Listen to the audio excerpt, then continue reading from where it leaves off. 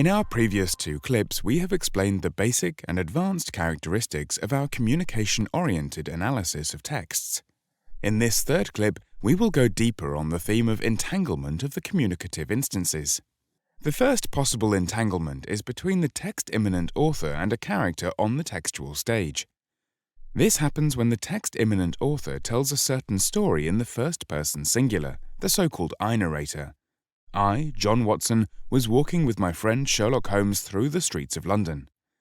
The I is both the text-immanent author telling the story and a character in that story, both called Watson. We narrator. A special case is the we narrator.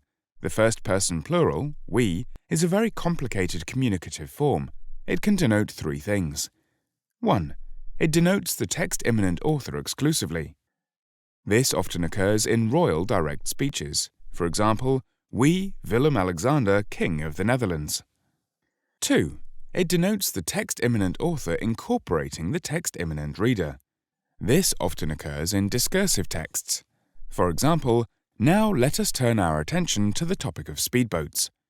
The text-immanent author not only wishes to draw his attention to speedboats, but also its text-immanent reader's attention. 3. It denotes the text-immanent reader exclusively. For example, "And what have we done?" said the angry father to his son who just kicked a ball through the window.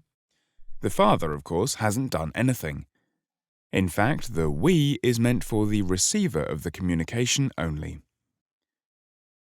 Digital games. As a second possibility of entanglement, we would like to mention digital games. Video games, as a media type, have a very peculiar communication. Games demand the input of a player to steer the unfolding of the game's story or progress. Films one can watch but not influence. The same applies to books. But games cannot function without player input. In terms of the communication-oriented analysis, this means there is an entanglement between the text-immanent reader of said game and its in-game avatar as being a character, most often the game's main protagonist. This means that the game's story is equally told to and by the text-immanent reader. This does not mean that the text-immanent reader of a game becomes an alternative text-immanent author, since the latter still dictates the bandwidth in which the text-immanent reader can choose its own path. If one cannot fly in a certain game, you cannot. In communicative terms, the text-immanent author does not allow the text-immanent reader to do so. A real reader can become cross. He or she wants to fly in the game, but the text-immanent reader, because understanding the rules and limitations of the game, never does. The authorial control of the text-immanent reader is therefore more a simulated than a real one. For the experience of a real reader, this can be totally different, of course. Interactive theatre. In the case of interactive theatre, the third possibility, the entanglement becomes even more complicated.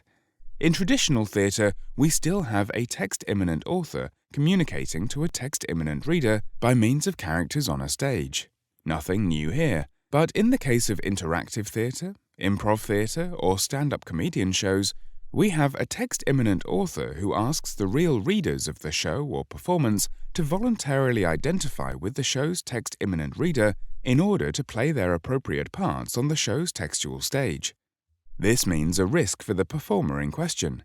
A text-immanent reader will always perform as intended by the text-immanent author, whereas a real reader of an improv theatre can choose to go along with the performer's interactivity as intended, but can also choose to disrupt the show. For example, by cursing to the performer and running for the exit. In this case, the real reader does not want to identify him or herself with the intended text-immanent reader. Multiplayer games. Multiplayer games are, in terms of the communication-oriented analysis, a combination of interactive theatre and traditional single-player games. This is the fourth and last possibility of entanglement we would like to discuss. In the case of multiplayers, there are multiple text-immanent readers who are entangled with an equal amount of character avatars on the textual stage. When related to single-player games, the amount of simulated authorial control of multiplayers is bigger, since, as it is commonly phrased, the players make the game's story together.